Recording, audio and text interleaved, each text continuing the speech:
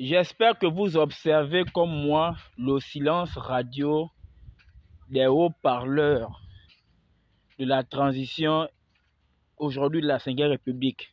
Je cite les noms: Bong Pins, Ahmed Félix Mikala, Landry Ahmed Washington, Parfait Ei, Yannick Domba. Je vais citer encore qui là? Je vais citer le Ragnar, Bitom. Toutes les personnes que vous connaissez, ceux qui ont le Stéphane 5, toutes les personnes qui ont vanté la constitution référendaire proposée au peuple là. Toutes ces personnes que vous connaissez là, où sont-ils? Les Badeko en chef, comment on appelle ça, Claire Newman, toutes ces personnes là, regardent ce qui se passe. Ils savent dans leur fond intérieur que la démarche est démagogue. Mais ils sont accrochés actuellement aux privilèges qu'ils n'avaient peut-être pas là dans le pays auquel ils sont en train de communiquer.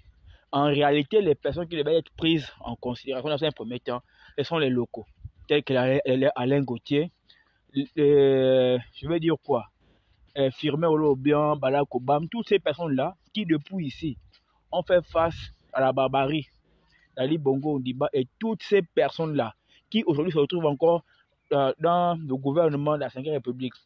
Ce sont eux qui ont gaspillé hier. C'est eux qui sont en train de refaire la même chose. Les mêmes actions qu'on disait hier sont en train de se refaire et ce n'est plus à pas de chat, c'est aux grandes cloches.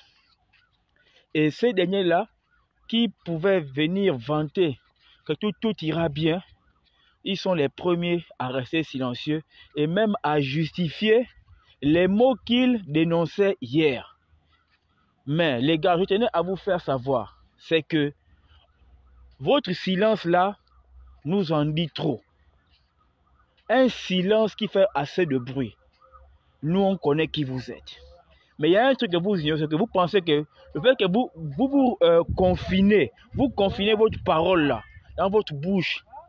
Et lorsqu'on sera à la veille des élections législatives ou municipales, vous reviendrez comme des personnes qui ont été baptisées du Saint-Esprit pour venir nous parler.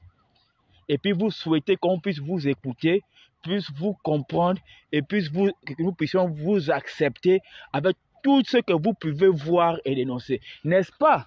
Ce sont les frères de la diaspora que vous insultez toutefois dans les lives qui peuvent vous rappeler à l'ordre que c'est un truc que vous faites actuellement, ce n'est pas top. Ils vous rappellent à l'ordre que ce qui a été dit à la base n'est pas en train de se faire.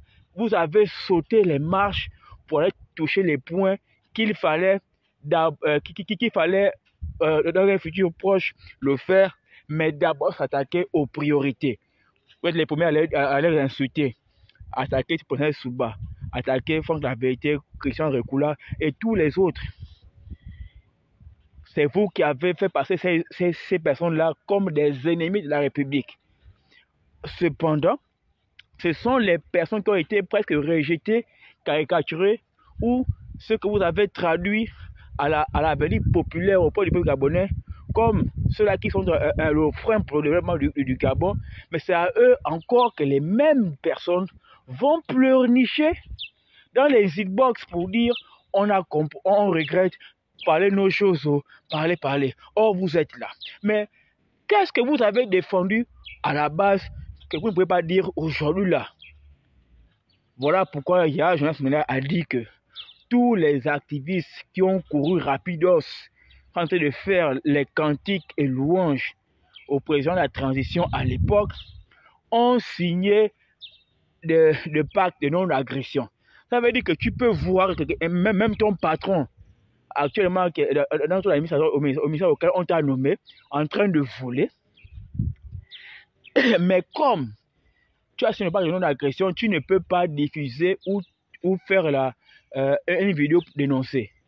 Parce que le serment que tu as paraffé cette signature-là va te condamner et on va ressortir tous les dossiers auxquels on vous a proposé comme contrainte afin que vous soyez silencieux sur les mots qui sont pas à vous parce que vous êtes sur le terrain.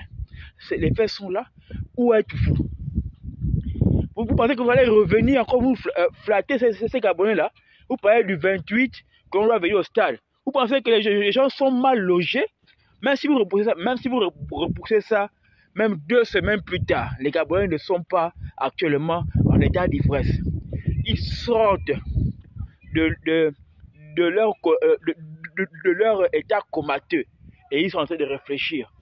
Ceux qui avaient prêté leur cerveau, ceux qui avaient exilé leur raison quelque part, sont en train de les rapatrier pour vous faire comprendre que là, ça devient trop. Et c'est dommage que ça soit de façon tardive, mais c'est aussi une leçon de vie.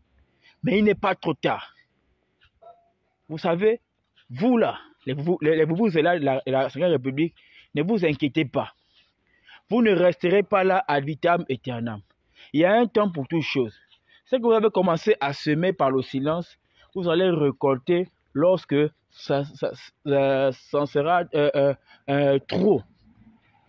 Ce sera face à vous. Je veux voir par quel courage vous venez dans les quartiers de Libreville là, vous venez parler, inventer les mérites que... C'est des cailloux à vous frapper dessus. Et puis, ça ne va pas aller quelque part. On vous tape les cailloux. Moi, en ce qui me concerne, je tiens seulement à faire comprendre au peuple gabonais que arrêtez les... Comment on appelle ça? Ne soyons pas un peuple qui est toujours là en train de peiner dans l'émotion. Ces gens-là sont maintenant en train de rembourser l'argent qu'ils ont emprunté pour organiser leurs élections aux bailleurs qui profitent maintenant de venir prendre ce qui est à vous. Même pas la joie, mais le sourire, ils prennent. Vous entendez, non? Donc, ce qui est là, c'est que vous verrez ça en face.